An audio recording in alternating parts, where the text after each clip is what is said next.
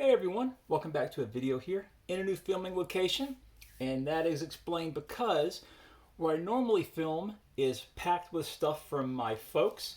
I really undersold the flooding incident that happened recently in my last video. I believe they're calling it a flooding incident or event, due to the fact that it wasn't a named storm or anything, but we got at the airport 15 inches of rain. Around my parents' house it was 19 inches of rain.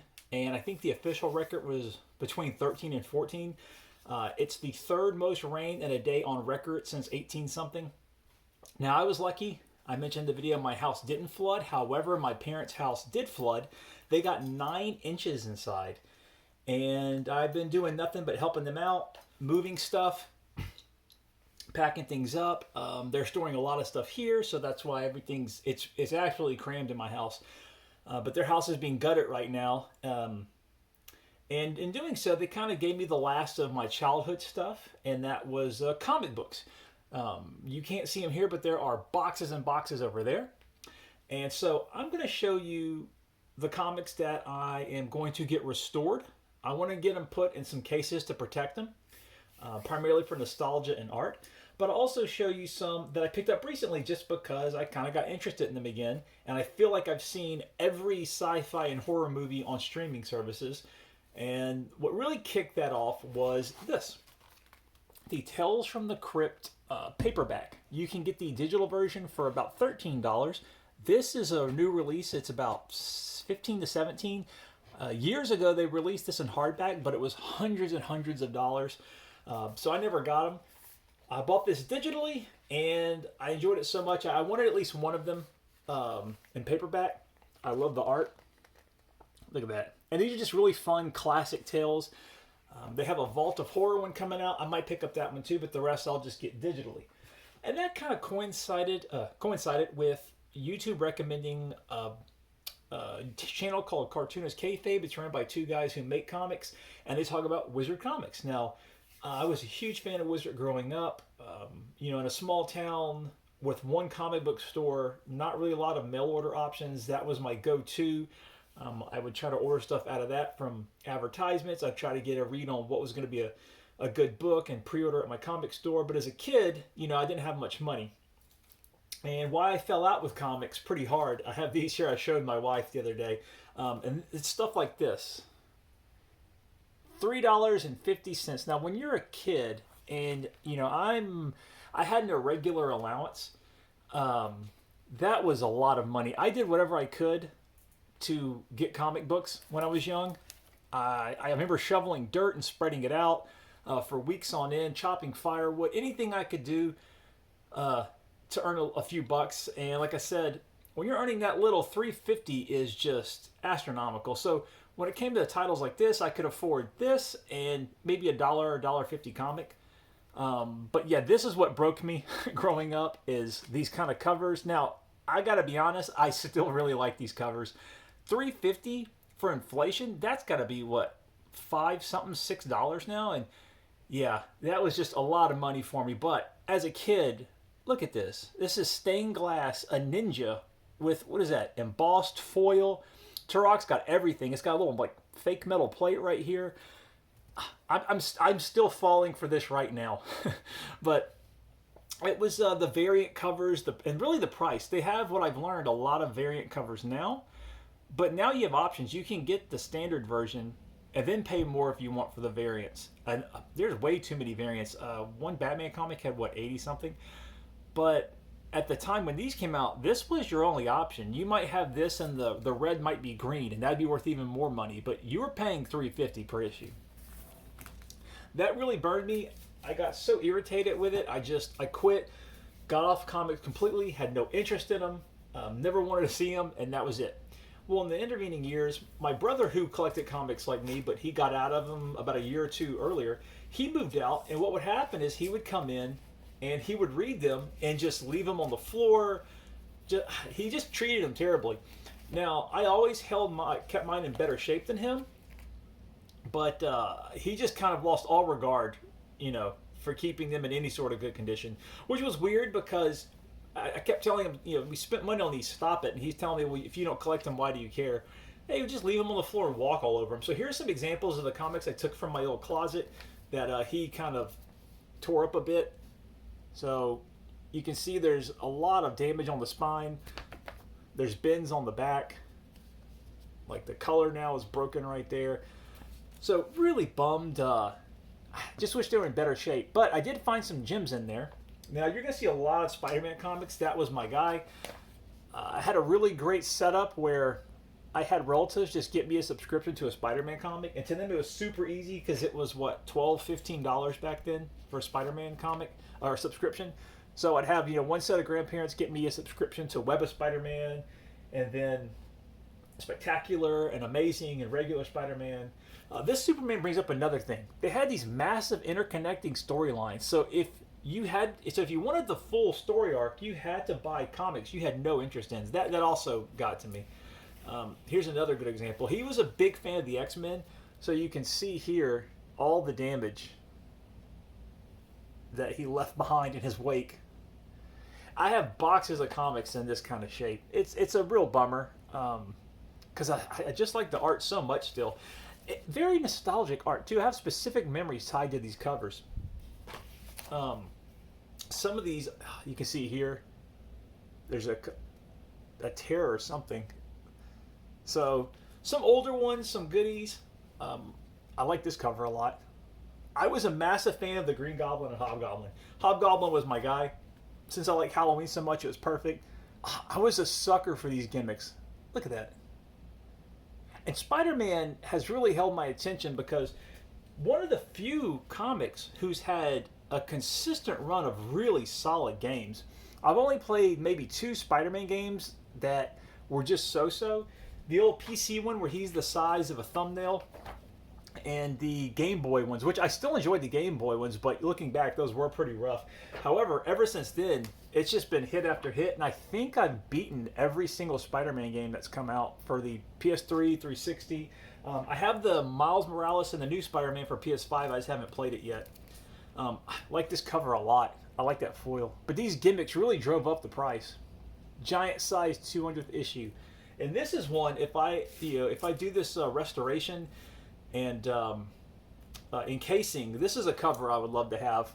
And I'm not going to set these out anywhere. This is really for my private viewing because, I don't want to clog up my walls. These mean nothing to my wife, but for me, you got to imagine, I'm in a small town, not a lot going on. This is just pure adventure. Getting one of these comics, my mind's gone. I'm reading this endlessly for a week. I'm drawing, I'm sketching, sometimes laying paper out, sometimes trying to freehand it. I couldn't get enough of comics. It was my go-to, and fortunately, my parents didn't mind. When my relatives would ask, he spends so much time and money on those, my mom would say, yeah, at least he's reading. And she was right. I credit comics with why I read so much today, is it just got me in the habit of it. But I love this cover, McFarlane. Oh, that's fun. You can see it's kind of damaged down here, though. But the company I'm looking at that restores comics, it's a little pricey, but their examples are really nice. There's a few reviews of them on YouTube. People like them. I just found them hard to get a response from. So I'm still going to send the books anyway. I did the submission form. I'm just going to wing it and hopefully it comes back. It takes a really long time now, but... So, moving on, after I was kind of thumbing through these and getting that feeling again of wanting to read comics, and especially with the Tales from the Crypt collection, I looked up a bunch of horror stuff. So I picked up this one. I like the cover a lot. However, I found the writing not too good. Probably not going to get any more of these. Love the cover though. And that's one thing I found is the writing has not improved that much. It's still a lot of corny dialogue and forced dialogue and too much wording a lot of times. I mean, the art can speak for itself, but you'll have characters explain specifically what they're doing. These are tropes that were very common in the 90s, and I was surprised to see more writers hadn't moved past them. So another thing I did, because I wasn't really sure what I wanted, I was just looking around, and I found a company called Black Cape Comics that sold mystery boxes, and they're $10, $25 and on up. I limited myself to the cheap ones. One thing they do is they kind of tailor it for people who don't know what they want. So they're not going to really give you issue 50 of something. They're going to give you a lot of number ones, a lot from smaller companies, which primarily do horror and science fiction. So I'm also a massive sucker for blind boxes from limited run games and mystery boxes and things like that. I would buy anything like that. It's a fun extra element when you make a purchase. So I bought 2 blind boxes, which is where all these come from. This is not one I heard from before, but it's folklore or folk table or something. And when you buy one of their blind boxes, this is what I was talking about with variants. They're an individual comic store that has their own variant. And that goes for a lot of comic stores. I'm surprised so many stores can swing that. But when you buy the $24.99 box, you're guaranteed one of their variants, which normally sell for $20 by itself. I haven't read that yet. Silk, which I thought looked pretty neat. Not sure who she is, but I like the art a lot. I am very familiar with this fellow. He is really popular these days with the second Venom movie coming out. I thought this guy looked like Keanu Reeves, and then I noticed his name at the top. So, now this is one I am interested in reading. It reminds me of kind of Lovecraft. It looks pretty interesting. And now there's some I'm not really interested in. I'm not sure what to do with them, but something like this. Speaking of movies, I did not enjoy the new Conjuring at all. That's another reason I wanted to try comic books. Like I mentioned earlier, it feels like I've seen every horror and science fiction movie on streaming services. I have Shudder, Prime, Netflix, all that. I watched the new Conjuring on HBO, and I just found it very by the numbers and boring. That subgenre of like Insidious, The Conjuring, the spinoffs, they completely I miss me. I'm not sure what's going on. I know people really like them. I cannot get into them. I find them boring. I just feel like I've seen these movies 1,000 times. People like the main characters. I don't see what's special about them. They're very dry. Especially the real people are kind of terrible. And so to base characters off of them, I can see why it's an easy thing. But yeah, a lot of it's just real goofy and rote. So I don't know. I have no interest in reading that one. This one looked pretty neat. A little science fiction. I like the cover quite a bit. This is the cover that I liked a lot. This is another one of their variants. I bought 2 blind boxes, and this is the other variant. I like that art, that painting look. So that's definitely cool. This is a comic I have heard a lot about. Something is Killing the Children. Very popular. Haven't read it. Not sure when I will. So that's just some of the ones I got in the blind boxes. It's a nice little sampler. Like I said, if you don't know what you want, it's a great way to kind of get caught up in new series and smaller publishers. So here's some that I'm not going to get restored, but just comics I really liked growing up, and kind of sample of what I got here. You're going to see a lot of Spider-Man. So it's Venom, $20.99 Unlimited, which is I think the first appearance of the Hulk. I was a massive fan of Spider-Man $20.99. He was also in one of the games, and I think the skin was in another game, and that's really a big fan of the costume. Some more Carnage. Again, I couldn't get enough of Spider-Man. This is one I would like to get improved and sealed. That's one of my favorite covers. McFarlane was a big fan of messing with the title, having it interact with the piece. See, and that's where, when the art style started changing in the 90s, that's what really hooked me. This is so much more, to me, dynamic and kinetic than what you got out of the traditional artists at the time. Unless they were like a Jack Kirby or something, they were very dry. But when you hit something like that, it's super impressive. Here's an older Iron Man. That's a cool cover. And not to say these are necessarily worth much. A lot of them aren't worth anything. I just like them, have fond memories of them, and would like to see them just preserved for my own sake. After the flood, that's the 5th disaster we've had here. So I want to kind of preserve what few of them I have, because I had way more comics than this growing up, and most of them got destroyed. This is a cover I'm a big fan of. I read this comic so much growing up, so did my brother. This is something I would actually get cleaned up and encased and give to him as a present, because he would really like it. Rob Liefeld. I remember being such a big fan of this, and at the time hunting for something like this, because the original pressing of this had a purple background, and when you found this in your local comic store, it just felt like you won the lottery, because that was some sort of weird variant. Maybe a third pressing, which oddly enough nowadays, back then as a kid, you wanted the UPC code to have a logo, and you didn't want the third pressing. Well, now people really want the newsstand barcode, because those are harder to find. It's odd. Everything's flipped. And third pressings are worth more because there was fewer of them. Here's one I really want to get in case, because I'm not a massive Batman fan, but this is probably one of my favorite comic covers of all time. It really encapsulates what I do like about Batman. Just he's not going crazy with guns or anything, but there is some vengeance in there, and he's saving the person before it's too late, and that reflection off the blade just looks great. Very pulp.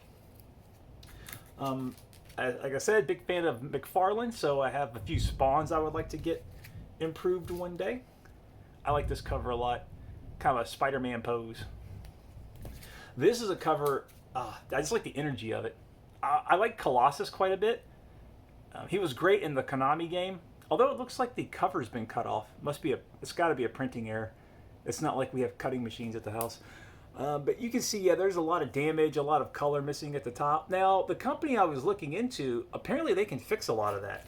But it is, depending on what you want, $10 to $20 a book. So that's why I'm really going to wait to see what they do with this batch I have coming up before I do anything more. I don't mind spending a little bit of money, because I don't have plans to necessarily sell these, but depending on how much I spend, if one can get me the money back, I will sell one or two of them just to recoup the cost and preserve the ones I really, really like. I'm telling you, I like Spider-Man. It's just Spider-Man after Spider-Man. I like this cover a lot. I was a fan of Dr. Doom. Not necessarily a fan of the Fantastic Four, and that's where he appeared most of the time. And these are the ones I am going to send off. Now this, not necessarily worth anything, and you can see there's actually pieces missing, but my uncle that passed away last year, the other older Iron Man you saw was another one from him. But I like this cover a lot, and this is the first one he gave me. And so just in memory of him, because I don't have any more keepsakes from him, I think it's 3 comics total I have. The other one's a Captain America from around this time. I'm going to get this cleaned up, sealed, just as a little memento to him. We miss him, and I don't know. I don't have anything else from him, and it'd just be a nice little... Because growing up, he could talk to me about comics when no one else could, because he read them growing up.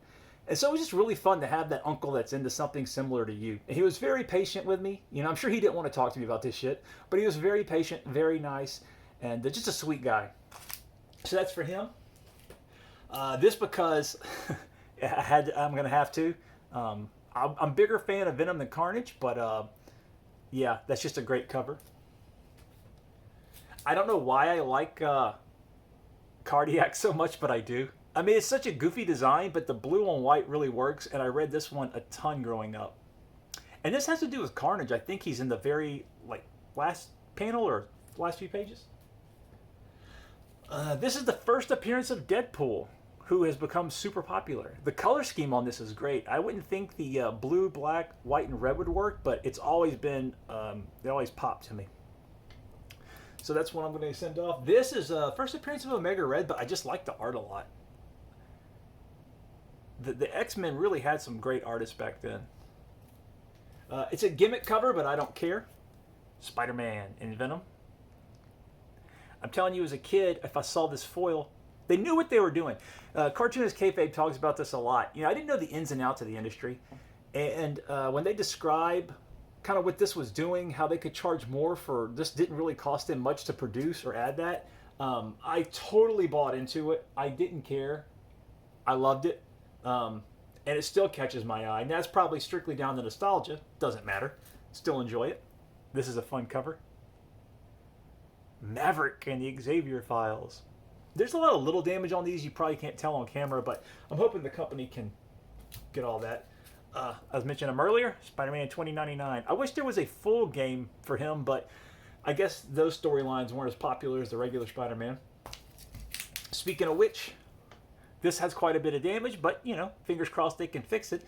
The bulk of the issue looks good, so seeing that encased, put that on one of my shelves behind some stuff so I can just peek at it. And it's such a rush of nostalgia when I look at these. It's like game art covers. You know, when you just stared at your NES cartridge so much that, or the manual, everything about it kind of seared into your brain. You can see there's some heavy reading damage here, all that. But, you know, whatever they can improve, they can improve. And I love the cover of this one. Another McFarlane. Mysterio is one of my favorite Spider-Man villains. So yeah, those are the ones I'm sending off. And then I'm going to have them send off to get encased or whatever it's called. I would love to show the results of those, but I'm hearing it's going to take like 6 months. Thanks for checking this out. And I'm going to try to make another video soon. If you made it this far, we'll tell you that in cleaning up my parents' house, I was moving a fridge up a dolly with my dad. It got stuck at the last minute, and weird series of events. Long story short, the dolly hit me in the face, and I have 5 stitches below my lip. So that's healing up. Doesn't hurt to move my mouth anymore. I thought I broke my jaw or some teeth, but fortunately that was okay. But I'm going to mend up from that, play some more Final Fantasy VII Remake, and hope my house doesn't flood because it's raining right now. Thanks for listening, and I'll talk to everyone later.